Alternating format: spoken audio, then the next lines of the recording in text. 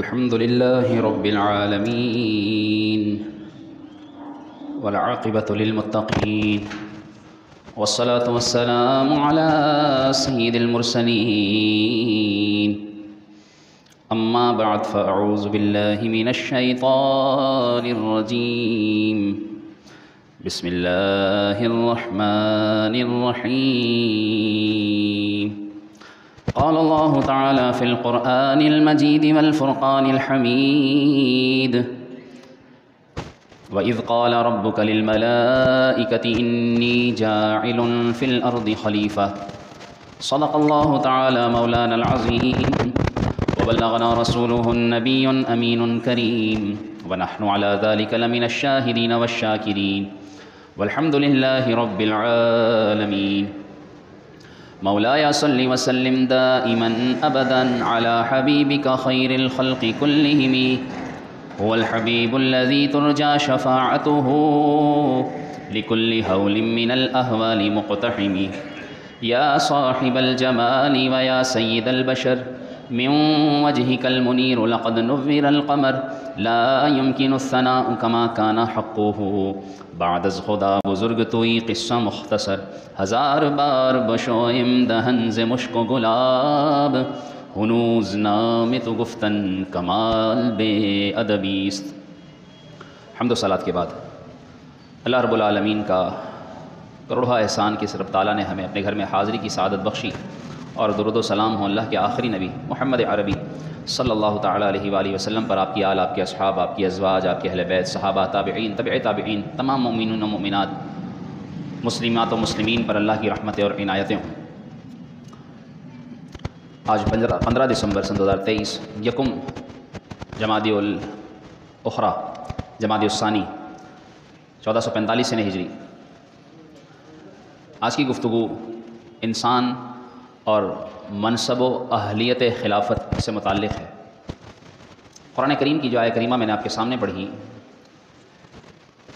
پارہ 1 سورہ بقرہ کی آیت نمبر 30، اللہ تعالیٰ نے ارشاد فرمایا، اور یاد کرو کہ جب تمہارے رب نے فرشتوں سے کہا کہ میں ایک خلیفہ زمین میں بنانے والا ہوں۔ اس آیہ کریمہ کی تفسیر میں علماء نے بڑی زبردست تحقیقات لکھی ہیں۔ شیخ ابن عربی رحمۃ اللہ تعالیٰ علیہ بہت بڑے اللہ کے ولی گزرے، انہوں نے انسان کے منصب خلافت سے متعلق اس آیہ کریمہ کی تفسیر میں پوری کتاب تحریر کی، جس میں زبردست نکات لکھے ہیں کہ اس میں انسان کے متعلق اللہ نے کیا کچھ ارشاد فرمایا ہے۔ اولاً جس لفظ سے یہ آیہ کریمہ شروع ہوتی ہے وَإِذْ، اور یاد کرو، اس سے مصطفیٰ کریم صلی اللہ علیہ وآلہ وسلم کی شان ظاہر ہوتی ہے کہ یاد اس کو کرایا جاتا ہے جو اس وقت پر موجود ہو، اور نبی کریم صلی اللہ علیہ وسلم کو یاد کرایا گیا۔ علماء نے تفسیر میں لکھا کہ معلوم ہوا کہ اللہ کے نبی محمد عربی صلی اللہ علیہ وآلہ وسلم کا نور اللہ نے پیدائش آدم سے پہلے پیدا فرمایا، اور وہ نور مصطفیٰ پھر ہونے والے تمام واقعات کو اللہ کی رحمت سے وہ دیکھ رہا تھا۔ اس لیے وہ واقعہ بھی کہ جب آدم علیہ السلام کو اللہ نے پیدا فرمایا، مصطفیٰ کریم علیہ السلام کے نور نے دیکھا، اور اللہ نے وہ واقعہ یاد دلایا کہ یاد کرو اے نبی وہ وقت کہ جب فرشتوں سے اللہ نے فرمایا تھا کہ میں ایک خلیفہ بنانے والا ہوں۔ علماء نے اس آیہ کریمہ کی تفسیر میں یہ بھی لکھا ہے کہ نبوت جو اللہ تعالیٰ کی طرف سے خاص منصب ہے، وہ اللہ تعالیٰ کی رحمت سے ہی عطا ہوتا ہے، وہ کوئی اپنی محنت سے، اپنی ریاضت سے، اپنی عبادات و مجاہدات سے نہیں حاصل کر سکتا۔ نبوت اللہ کی طرف سے ایک تحفہ انعام ہے، وہ جس کو چاہے عطا فرمائے، اور اس نے جس کو چاہا نبی بنایا۔ لیکن اس تفسیر میں لکھا گیا کہ خلافت یہ ایک ایسا منصب ہے جو اللہ کی رحمت سے بھی ملتا ہے اور انسان کو اپنی محنت سے بھی مل جاتا ہے۔ اس لیے دراصل خلافت ہی انسان کا اصل اسٹیٹس ہے، اس کا اصل عہدہ ہے، اس کا اصل منصب ہے کہ جس پر اسے متمکن ہونا چاہیے، اسے منصب خلافت حاصل کرنا چاہیے، اور یہ انسان جب خود چاہتا ہے تو حاصل کر لیتا ہے۔ کیونکہ دراصل خلافت یہ اللہ تعالیٰ نے جب اپنے نبی آدم علیہ السلام کو عطا فرمائی، تو علماء اس کے بعد لکھتے ہیں کہ اگر انسان اللہ کے احکام کو زمین پر اپنی طاقت اور اختیار کے مطابق نافذ کرنا چاہے تو یہی اس کا منصب خلافت کہلاتا ہے۔ اللہ کے احکام کو زمین پر نافذ کرے اپنی طاقت اور اپنے اختیار کے اعتبار سے، یہ اس کا منصب خلافت ہے جو اللہ نے حضرت آدم علیہ السلام کو عطا فرمایا، اور اس کے بعد تمام انبیاء کو، اور حضور علیہ السلام سب سے بڑے خلیفہ ہیں اللہ کے، کہ جنہیں اللہ تبارک و تعالیٰ نے اپنے احکام زمین پر نافذ کرنے کے لیے سب سے آخر میں مبعوث فرمایا۔ اگر انسان اپنا یہ منصب حاصل نہ کرے، یعنی سارے عہدے لے، کوئی بھی عہدہ دنیاوی جس کی اس کو چاہت ہو وہ اختیار کرنے کی کوشش کرتا ہے کہ میں ڈاکٹر بن جاؤں، میں انجینئر بن جاؤں، میں یہ بن جاؤں، میں وہ بن جاؤں، کچھ بھی وہ عہدہ دنیا کا یا دنیاوی عہدے، افسری کے MNA بن جائے، اس طرح سے مختلف جو عہدے ہیں وہ حاصل کرنے کی کوشش کرتا ہے، لیکن اگر وہ منصب خلافت حاصل نہ کرے تو سارے عہدے تو ختم ہو جائیں گے، اور اس عہدے کے نہ ہونے کی وجہ سے انسان کی دنیا کے اندر پیدائش کا مقصد ہی فوت ہو جاتا ہے، کیونکہ اللہ تعالیٰ نے اس کو دنیا میں بھیجا ہی اپنی خلافت کے طور پر ہے۔ سب سے پہلے آدم علیہ السلام کو جو بنایا وہ انسان، اور وہ پہلے ہی انسان ہیں جن کا اللہ تعالیٰ نے اسٹیٹس بیان کر دیا کہ تمہارا منصب یہ ہے، تم نے اس پر متمکن ہونا ہے۔ لیکن اگر انسان اس منصب پر نہ بیٹھے اور باقی سارے عہدے ڈھونڈتا رہے تو میں سمجھتا ہوں کہ یہ بالکل بیکار سی بات ہے۔ حضرت شیخ عبد القادر جیلانی رحمۃ اللہ علیہ کے والد حضرت ابو صالح موسیٰ جنگی دوست رحمۃ اللہ علیہ، ان کے متعلق آتا ہے کہ آپ گزر رہے تھے تو بادشاہ کے، اس وقت کے خلیفہ کے کچھ غلام مزدور شراب کے مٹکے سر پر بھر کر لیے جا رہے تھے۔ آپ رحمۃ اللہ علیہ نے دیکھا کہ یہ مٹکے شراب کے، جو کہ حرام ہے پینا، آپ نے دیکھا تو جلال میں آ گئے اور وہ سارے مٹکے ان سے لے کر توڑ دیے۔ یہ خبر جب بادشاہ تک پہنچی تو بادشاہ نے بلوا لیا، اور اس خلیفہ وقت نے غصے میں پوچھا کہ تم کون ہوتے ہو میرے مزدوروں کی محنت ضائع کرنے والے؟ تو آپ رحمۃ اللہ تعالیٰ علیہ نے فرمایا میں محتسب ہوں، میں اللہ کے دین کی نیکی کی دعوت دینے والا اور برائی سے روکنے والا ہوں۔ تو انہوں نے کہا اس بادشاہ نے کہ تمہیں کس نے محتسب بنایا ہے؟ محتسب دراصل اس وقت کے ایک عہدے کا نام تھا کہ جو بادشاہ کے کاموں کا احتساب کر سکے۔ تو وہ بولا تمہیں کس نے محتسب بنایا ہے؟ تمہیں کس نے نگران بنایا ہے؟ کہنے لگے مجھے اس رب نے نگران بنایا ہے جس نے تجھے خلیفہ بنایا ہے۔ فوراً ڈھیر ہو گیا، کہنے لگا میں آپ کو اپنے طرف سے وقت کے اس بادشاہت کا، خلافت کے ساتھ ساتھ آپ کو محتسب کا عہدہ دیتا ہوں۔ آپ نے فرمایا مجھے تیرے عہدے دینے کی ضرورت نہیں، میں اللہ کی طرف سے عہدہ دیا ہوا ہوں کہ اللہ نے مجھے یعنی انسان کو اپنا خلیفہ بنا کر دنیا میں بھیجا ہے۔ تو کیا پتہ چلا کہ انسان منصب خلافت پر ہے، وہ اللہ کے دین کے احکام نافذ کرنے پر اللہ کی طرف سے مامور ہے، اس کو یہ منصب دے دیا گیا ہے۔ اب اگر انسان یہ منصب نہ سنبھالے تو پھر وہ اللہ کی طرف سے دیے ہوئے عہدے سے گویا کہ روگردانی کر رہا ہے۔ اب سوال یہ پیدا ہوتا ہے کہ انسان اپنے اندر یہ منصب خلافت کی اہلیت کیسے پیدا کرے، اپنے اندر کیسے لائے کہ وہ خلیفہ، اللہ کے خلیفہ ہونے کا حق ادا کرے۔ اسی آیہ کریمہ کے اوپر اگر غور کریں تو اس میں دو پہلو نکلتے ہیں۔ فرشتوں نے جب یہ سنا تھا کہ آدم علیہ السلام کو اللہ تعالیٰ خلیفہ بنانے والا ہے تو فرشتوں نے کہا تھا کہ یا اللہ اتجعل من یفسد فیہا ویسفک الدماء، کیا تو اس کو خلیفہ بنائے گا جو زمین میں فساد کرے گا، خون بہائے گا؟ اللہ تعالیٰ نے آیت کے آخر میں ارشاد فرمایا انی اعلم ما لا تعلمون، جو میں جانتا ہوں وہ تم نہیں جانتے۔ تو یہی انسانیت کے دو پہلو تھے جو ایک فرشتوں کے سامنے تھا اور ایک اللہ کی حکمت میں پوشیدہ تھا۔ فرشتوں کے نزدیک تو یہ تھا کہ یہ فساد کرے گا، خون بہائے گا، اور دوسرا جو پہلو اللہ کے نزدیک تھا انسان کا کہ جو مجھے پتہ ہے وہ تمہیں نہیں پتہ، جو فرشتوں سے وہ پہلو اوجھل تھا، وہ فرشتے جان نہ پائے۔ اس لیے اگر انسان وہی عہدہ، وہی پہلو انسانیت کا جو اللہ کے نزدیک ہے نہ پہچانے تو پھر یہی انسان جانور سے بدتر ہو جاتا ہے، اور وہ فرشتوں کا وہ پیش کردہ پہلو سامنے رکھتا ہے کہ جب وہ انسانیت سے گر جاتا ہے تو اللہ نے قرآن میں اس کے بارے میں ارشاد فرمایا اولئک کالانعام بل ہم اضل، کہ یہ تو جانوروں کی طرح ہیں بلکہ جانوروں سے بھی بدتر ہیں۔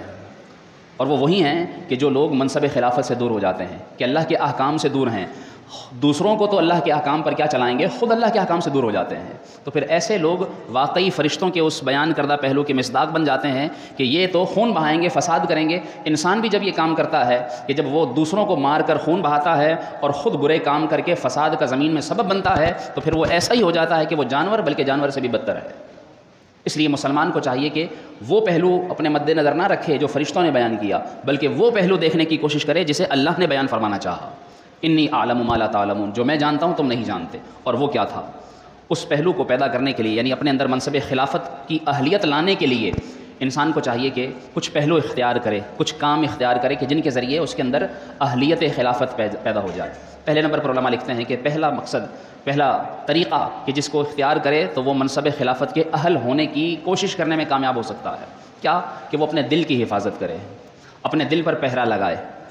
رسول اللہ صلی اللہ علیہ وسلم نے ارشاد فرمایا ان اللہ لا ينظر الى اجسادکم ولا الى صورکم ولکن ينظر الى قلوبکم، اللہ تعالیٰ نہ تمہارے جسموں کو دیکھتا ہے نہ تمہاری صورتوں کو دیکھتا ہے، وہ تو تمہارے دل پر نظر فرماتا ہے، وہ تمہارے دلوں کا امتحان لیتا ہے۔ قرآن کریم میں اللہ نے ارشاد فرمایا قربانی کے جانوروں کے گوشت سے متعلق لن ینال اللہ لحومها ولا دماؤها ولکن ینالہ التقوی منکم، اللہ کو یہ جو تم قربانیاں پیش کرتے ہو ان کا خون اور گوشت نہیں جاتا، وہ جو تقوی تمہارے دل میں چھپا ہوا ہوتا ہے دراصل اللہ تعالیٰ کو وہ پہنچتا ہے، اللہ تعالیٰ تمہارا وہ تقوی دیکھتا ہے۔ معلوم ہوا کہ اللہ تعالیٰ دل پر، دل کے اعمال پر، دل کی نیتوں پر نظر فرماتا ہے۔ اب ہم اپنے دلوں پر غور کریں کہ ہمارے دلوں میں کیا کچھ چھپا ہوا ہے۔ کسی شاعر نے لکھا دل بدست آور کہ حج اکبر است، از ہزار کعبہ یک دل بہتر است۔ فرماتے ہیں اگر تم نے دل کو سنبھال لیا تو یہ تمہارا دل ہزار کعبوں سے بہتر ہے۔ کیوں؟ کیونکہ کعبے کی بنیاد تو حضرت ابراہیم خلیل نے ڈالی، لیکن یہ دل وہ جگہ ہے کہ جس پر اللہ رب العالمین جو رب جلیل ہے وہ اپنی تجلی نازل فرماتا ہے۔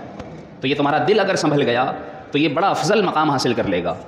ڈاکٹر اقبال نے لکھا پیدا بضمیرم او پنہا بضمیرم او این است مقام او دریاب مقام من، کہتے ہیں میرے رب کی تجلیات میرے دل پر نازل ہوتی ہیں، تو ذرا سوچو کہ اگر میں اپنے آپ کو پہچان لوں، یعنی اپنے دل کو دیکھ لوں اور جو تجلیات میرا رب دل پر اتارتا ہے وہ میں پہچان لوں، تو ذرا سوچو کہ میرا مقام کیا ہو جائے گا، میں کہاں پہنچ جاؤں گا۔ اسی لیے جب حضرت آدم علیہ السلام کا پتلا اللہ تعالیٰ نے پیدا فرمایا تو اس کا فرشتے آتے اور دیکھتے، جائزہ لیتے چلے جاتے۔ ایک وقت ابلیس آیا اور دیکھ کر کہنے لگا کہ یہ اللہ کا خلیفہ بنے گا جس کے جسم میں سوراخ ہی سوراخ ہیں، آنکھوں کے، کانوں کے، ناک کا، منہ کا اور جسم کے مسام، تو یہ سوراخ والا پتلا یہ اللہ کی خلافت کرے گا۔ فرشتے کہنے لگے تم کچھ اور دیکھ رہے ہو، لیکن ہم جو دیکھنے آتے ہیں وہ یہ جو اس کے بائیں پہلو میں ایک چھوٹی سی کوٹھڑی ہے ہم دیکھتے ہیں، دراصل یہ وہ جگہ ہے جہاں اللہ تعالیٰ نے اپنی خلافت نازل فرمانی ہے، اور یہ وہی دل ہے، انسان کا دل ہے جہاں اللہ تعالیٰ اپنے لطائف نازل فرماتا ہے۔ اس لیے علماء لکھتے ہیں کہ انسان کا دل یہ معرفت الہی، حکمت و دانائی، اخلاص، اچھے اخلاق، علم کا مخزن ہے، اور یہی وہ جگہ ہے جہاں پر انسان اپنے ایمان کو محفوظ رکھتا ہے۔ اس لیے انسان اپنے دل کو مردہ نہ ہونے دے۔ خوب کسی نے کہا دل مردہ نہیں اسے زندہ کر دوبارہ، یہی ہے امتوں کے مرض کہن کا چارہ۔ قوموں کی جو تباہی ہو رہی ہے ان کا جو مرض ہے اس کا جو چارہ کرنے والا ہے وہ تمہارا مردہ دل نہیں بلکہ زندہ دل کرے گا۔ تمہارا دل زندہ ہو گیا تو یاد رکھو کہ پھر تمہاری امتیں ترقی کریں گی، قومیں ترقی کریں گی۔ امام غزالی نے دل کی بیماریاں لکھی ہیں کہ اس دل بیمار کو جس کو زنگ لگ گیا ہے، رسول اللہ صلی اللہ علیہ وسلم نے ارشاد فرمایا کہ جس طرح لوہے کو زنگ لگ جاتا ہے اس طرح دلوں کو بھی زنگ لگ جاتا ہے۔ اور آپ صلی اللہ علیہ وسلم نے ارشاد فرمایا کہ جب لوہے کا زنگ دور کرنا ہو تو اسے سیقل کیا جاتا ہے، اسے دھار لگائی جاتی ہے، اور فرمایا جب دل کا زنگ دور کرنا ہو تو اپنی موت کو کثرت سے یاد کیا کرو اور قرآن کی کثرت سے تلاوت کیا کرو، اللہ تعالیٰ تمہارے دلوں کے زنگ کو دور فرما دے گا۔ اب ہم غور کریں کہ ہم نے دل کو صاف کرنے کی کتنی کوشش کی ہے۔ ہمارا دل امراض باطنیہ، روحانی امراض کی آماج گاہ بن چکا ہے۔ ہمارے دل میں وسوسے، ہمارے دل میں برے خیالات، ہمارے دل میں دوسروں کا حسد، ہمارے دل میں دوسروں کی برائی، اللہ کے احکامات سے دوری، یہ سب کچھ بھرا ہوا ہے، جس کی وجہ سے ہمارا بظاہر جسم درست ہے، ہم دکھتے چلتے پھرتے انسان ہیں، لیکن وہی آیہ کریمہ اولئک کالانعام بل ہم اضل، کہ وہ جانور بلکہ جانوروں سے بھی بدتر ہو چکے ہیں، کہ کہیں ہم بھی ایسے اعمال میں تو مبتلا نہیں کہ ہم انسانیت سے گر چکے ہوں۔ امام غزالی رحمۃ اللہ تعالیٰ علیہ نے دل کی 4 بیماریاں، ویسے تو بڑے اس کے متعلق علماء نے ایسی زبردست قسم کے طریقے اور بیماریاں ذکر کی ہیں کہ جن کو جان کر انسان سوچتا ہے کہ مجھے سب سے پہلے اپنے دل کا علاج کرنا چاہیے۔ 4 بیماریاں خاص طور پر امام غزالی نے لکھی کہ انہیں توجہ سے سمجھو اور ان بیماریوں کا علاج کرنے کی کوشش کرو۔ پہلی بیماری کہتے ہیں کہ دل کی جو بیماری ہے جس کی وجہ سے انسان کا دل مردہ ہوتا ہے وہ ہے لمبی امید، لمبی لمبی امید اور آس لگا کر بیٹھتا ہے، سوچتا ہے کہ ابھی تو میں بہت جیوں گا، ابھی تو بہت وقت پڑا ہے، ابھی تو پتہ نہیں موت کتنی دور ہے۔ آپ صلی اللہ علیہ وآلہ وسلم کی شان دیکھیے، آپ صلی اللہ علیہ وسلم ارشاد فرماتے ہیں میں قدم اٹھاتا ہوں اور رکھتا ہوں اس وقت بھی یہ یاد کر رہا ہوتا ہوں کہ دوسرا قدم اٹھاؤں گا اس سے پہلے مجھے موت آ جائے گی۔ میں لقمہ اٹھاتا ہوں، لقمہ اٹھانے سے پہلے سوچتا ہوں کہ میں مر جاؤں گا، اور ڈال لیتا ہوں تو پھر نگلنے سے پہلے سوچتا ہوں کہ میں مر جاؤں گا۔ یہ امید، اور ایک ہماری امید ہے ابھی تو بچے ہیں، ابھی تو جوان ہیں، ابھی تو کچھ نہیں ہوا، ابھی تو ٹھیک ٹھاک ہیں، تندرست ہیں، چلتے پھرتے ہیں، نہیں مریں گے۔ جی نہیں، انسان کو اپنی موت کو یاد رکھنا چاہیے، لمبی امید کے سہارے بڑے بڑے پلان، بڑے بڑے منصوبے نہیں بنانے چاہیے، بلکہ اپنی موت کو یاد کرنا چاہیے۔ جب وہ اپنی موت کو قریب دیکھتا ہے اللہ کے قریب ہو جاتا ہے، اللہ کے قریب ہوتا ہے تو سب سے پہلے اس کا دل سیدھا ہوتا ہے، اور ہمارا دل ٹیڑھا ہوا جا رہا ہے۔ کیوں؟ ابھی بڑی امیدیں لگا رکھی ہیں، ابھی تو اس کی شادی دیکھنی ہے، ابھی تو بچوں کے بچے بیانے ہیں، ابھی تو فلاں کاروبار اتنا کھڑا کرنا ہے، اس کو ڈبل کرنا ہے، اس کے اندر اتنا کچھ کرنا ہے، ابھی تو یہ دیکھنا ہے وہ دیکھنا ہے۔ جی نہیں، لمبی امید نہ لگائیں، یہ انسان کے دل کا مرض ہے لمبی امید۔ کچھ نیکیاں کما لے، جلد آخرت بنا لے، کوئی نہیں بھروسہ ہے بھائی زندگی کا۔ دوسری جو بیماری ذکر کی دل کی، جلد بازی، عجلت پسندی۔ ہمیں چاہیے کہ ہم اپنے اندر ٹھہراؤ، تحمل، اسٹیبلٹی لے کر آئیں اپنے اندر، یعنی غور و فکر کریں کوئی بھی کام کرنے سے پہلے. جس طرح ہم گناہ میں اجلت کر جاتے ہیں، بس جو بھی اپنے مرضی کا، اپنے نفس کی خواہش کا جو بھی موقع ملا فوراً حاصل کرنے کی کوشش کرتے ہیں. علماء لکھتے ہیں کہ پہلے دیکھ لو جو کام کر رہے ہو اس کا انجام کیا ہوگا، اس کا نقصان کیا ہوگا، وہ دیکھ کر سوچ سمجھ کر قدم اٹھاؤ، جلدی نہ کرو. آپ دیکھیے ہم دنیا کے اندر جو بھی اپنا کام کرتے ہیں اس کے اندر فوراً بس کر ڈالنے کی کوشش کرتے ہیں. نہیں دیکھتے اس میں شریعت کیا کہتی ہے، نہیں دیکھتے کہ اس کے اندر احکام دین کیا ہیں، اس کے اندر فائدے یا نقصان کیا ہیں، بس کر ڈالتے ہیں. کر ڈالنے کے بعد پھر سوچتے ہیں، پھر پوچھتے جاتے ہیں کہ یہ حلال تھا یا حرام تھا، یہ کرنا چاہیے تھا یا نہیں کرنا چاہیے تھا. جلدی نہیں، پہلے سوچ کر، ٹھہر کر، سوچ سمجھ کر کام کیجیے. اور یہ بھی دل کی بیماری ہے، جلدی کرنا. تیسرے نمبر پر فرماتے ہیں حسد، کسی کے متعلق جلن کہ اس کو کیوں مل گیا، یہ اس کے پاس کیوں ہے، اس کو اتنی ترقی، اتنی شہرت، اتنی عزت، اتنا پیسہ اس کے پاس کیوں ہے. علماء لکھتے ہیں دراصل جو حسد کرتا ہے وہ اللہ کی تقسیم پر ناراضی کا اظہار کرتا ہے کہ جسے جو دیا ہے اللہ نے دیا ہے، اس انسان کو کیا تکلیف ہے. اور یہ جلتا رہتا ہے کہ اس کو کیوں مل گیا، مجھے کیوں نہیں بنا. اس لیے علماء فرماتے ہیں حسد کرنے والے کو چاہیے اپنے دل کی اس بیماری کا علاج کرے. دوسروں کے مال پر، دوسروں کی ترقی پر، دوسروں کی عہدیداری کو دیکھ کر جلتا نہ رہے، بلکہ اپنے اوپر غور کرے، اپنے آپ کو حسد سے بچائے کہ اس کے پاس ویسے ہی نیکیاں نہیں، اور جو نیکیاں ہوتی ہیں وہ حسد کر کر کے جلا ڈالتا ہے. آپ صلی اللہ علیہ وسلم نے ارشاد فرمایا حسد نیکیوں کو ایسے کھا جاتا ہے کہ جس طرح آگ سوکھی لکڑی کو جلا ڈالتی ہے. تو ہمارے پاس نیکیاں نہیں، نیکیاں ہیں تو حسد کی نظر کر دیتے ہیں، برباد ہو جاتی ہیں نیکیاں. غیبت کر کے جس کی غیبت کرتے ہیں اس کے نامہ اعمال میں اپنی نیکیاں منتقل کر دیتے ہیں. اپنے آپ کو حسد سے بچائیے، یہ بھی دل کی بیماری ہے. صبر کرتا رہے، جو اللہ نے تجھے جتنا دیا اتنے پر قناعت اختیار کر اور محنت کر اور اللہ تعالیٰ سے دعا کر، پھر اللہ تعالیٰ تجھے حسد سے بچائے اور تجھے بھی وہ ساری نعمتیں دے جو اوروں کو ملی ہیں. اللہ رب العالمین کے لطف و کرم کی کوئی انتہا نہیں ہے. اس لیے مسلمان کو چاہیے کہ اس کے الطاف تو ہیں عام، کریمی سب پر، اس کا رحم، اس کا لطف، اس کا کرم، اس کی عنایتیں، اس کی رحمتیں تو سب کو ملتی ہیں. تجھ سے کیا ضد تھی اگر تو کسی قابل ہوتا، اگر تو خود کسی قابل ہوتا تو جو سب ملتا، لیکن وہ جس کو چاہے جو دیتا ہے. اس لیے تو جل مت، بلکہ اپنے اوپر غور کر، اپنی بیماری کا علاج کر. چوتھے نمبر پر فرماتے ہیں تکبر. یہ بھی ایسی دل کی بیماری ہے کہ جس کی وجہ سے انسان اللہ کی بارگاہ سے دور ہو جاتا ہے، رشتوں سے دور ہو جاتا ہے، غریبوں سے دور ہو جاتا ہے، خود کو اونچا سمجھنے لگتا ہے. انا، میں، خودی کے اندر قید ہو جاتا ہے، اور اس تکبر کی وجہ سے انسان کا دل مریض بن جاتا ہے. اور جب دل مریض ہو جاتا ہے تو پھر وہ ہر نیک کام سے دور ہوتا چلا جاتا ہے، کیونکہ تکبر یہ اللہ کی شان ہے اور کسی کو اس کے سوا یہ روا نہیں ہے. آج دیکھیے ہمارے دلوں میں تکبر بھی کوٹ کوٹ کر بھرا ہوا ہے. میں کیوں جھکوں اس کے آگے، میں کیوں اس کے دروازے پر جاؤں. انسان تو تکبر میں اتنا اونچا ہو اپنے آپ کو سمجھ رکھتا ہے کہ میں کیوں اللہ کے گھر میں جاؤں، وہ اللہ کے گھر آنے سے بھی دور رہتا ہے. اس لیے مسلمان کو چاہیے کہ اپنے ان دل کی بیماریوں کا علاج کرے. دوسرے نمبر پر علماء نے یہ بھی لکھا ہے کہ جو انسان کے دل کی جو بیماریاں ہیں ان کا علاج بھی کرے، اور ساتھ ساتھ جو اہلیت خلافت، منصب خلافت کی جو اہلیت پیدا کرنے کے اسباب ہیں ان میں سے ایک یہ بھی ہے کہ وہ اپنے غصے اور خواہشات پر قابو پائے. آج دیکھیے جس کو دیکھیں وہ غصے میں بھرا پھرتا ہے. امام بیضاوی رحمۃ اللہ تعالیٰ علیہ نے لکھا کہ فرشتوں نے جو کہا تھا نا کہ یہ فساد کرے گا، یہ خون بہائے گا، ان کے پیش نظر یہی دو مذموم صفات تھیں کہ یہ جو خون بہانا اور یہ فساد کرنا ہوگا یہ غصے اور خواہشات کی وجہ سے ہوگا. آج جس کو دیکھو وہ غصے کے اندر بھرا پھرتا ہے. غصے کی وجہ سے کیسے کیسے کام ہوتے ہیں. غصہ شیطان کا ہتھیار ہے. حضرت علی فرماتے ہیں کہ غصے کا جو علاج ہے وہ اس کا عقل کا استعمال ہے. فرماتے ہیں دو طرح کی عقل ہیں، رأیت العقل عقلین فمطبوع و مسموع. ایک وہ عقل ہے کہ جس عقل کو اس کی فطرت میں ڈالا گیا ہے، اور دوسری وہ عقل ہے کہ جس کو وہ سن کر حاصل کرتا ہے، یعنی دین کا علم حاصل کر کے وہ اپنی عقل بڑھاتا ہے. اور جب اس کی عقل بڑھتی ہے، انسان کی جتنی عقل کامل ہوتی جاتی ہے اتنا اس کا غصہ دبتا چلا جاتا ہے. اور جب اس کا غصہ بڑھتا چلا جاتا ہے وہ اس کی عقل کو کھا جاتا ہے، عقل کو ڈھانپ لیتا ہے، اور انسان پھر غصے میں شیطان کا اعلیٰ کار بنتا ہے. پھر کیا ہوتا ہے، انسان کا جب اعلیٰ کار بنتا ہے تو شیطان کہتا ہے کہ یہ میرا ہتھیار ہے اور اسے میں استعمال کر کے انسان کو اس کی انسانیت سے بھی گرا دیتا ہوں. شیطان کہتا ہے کہ میرے پاس 3 جال ہیں، ایک ہے بخل، کنجوسی، اور دوسرے نمبر پر کہتا ہے میرا ایک جال ہے نشہ، جس کے ذریعے وہ لوگوں کو پھنسا لیتا ہوں. اور کہتا ہے کہ نشے میں مبتلا کر کے انسان کو پکڑ کے میں ایسے جدھر چاہتا ہوں لے جاتا ہوں جیسے انسان بکری کا کان پکڑ کر لے جاتا ہے. نشے میں انسان کے ساتھ میں وہ کرتا ہوں. اور تیسرے نمبر پر شیطان کہتا ہے میرا جال غصہ ہے، اور کہتا ہے غصے میں انسان کے ساتھ ایسے کھیلتا ہوں جیسے بچہ گیند کے ساتھ کھیلتا ہے. آج غصے میں قتل ہوتے ہیں، غصے میں طلاقیں ہوتی ہیں، غصے میں بڑی بڑی جنگیں ہو جاتی ہیں. انسان غصے میں کیا کچھ کر جاتا ہے. اس لیے شاعر نے خوب کہا، نہ رہ غافل کبھی غصے کے شر سے، اگر انجام کا تجھ کو دھیان ہے. حسد، غیبت، عداوت، بغض و نفرت یہ سب بچے ہیں، غصہ ان کی ماں ہے. تو غصہ تو سارے کاموں کی برائیوں کی جڑ ہے. اس لیے خود پر جبر کر کے اپنے آپ کو غصے سے بچائے. غصہ آئے غصہ پی جائے. اپنے آپ کو اللہ سے ڈرائے۔ کتابوں میں لکھا ہے جو غصہ پی لے گا اللہ تعالیٰ اس کے دل کو سکون و اطمینان سے بھر دے گا، اللہ تعالیٰ اس کو سکون نصیب فرمائے گا۔ خاموش ہو جائیں غصہ آئے تو، جب کسی پر غصہ آ کر اپنی طاقت استعمال کرنے کا وقت آئے تو اس وقت یہ یاد کرے کہ میرا رب بھی اگر مجھ پر غصہ فرمائے اس وقت میری کیا بے بسی ہوگی، تو اس وقت کی بے بسی سے خود کو ڈرا کر خود کے غصے پر قابو پائے، اس جگہ سے ہٹ جائے، تعوذ پڑھے، لا حول شریف پڑھے، غصہ تھوک دے، غصے میں کوئی کام اختیار نہ کرے۔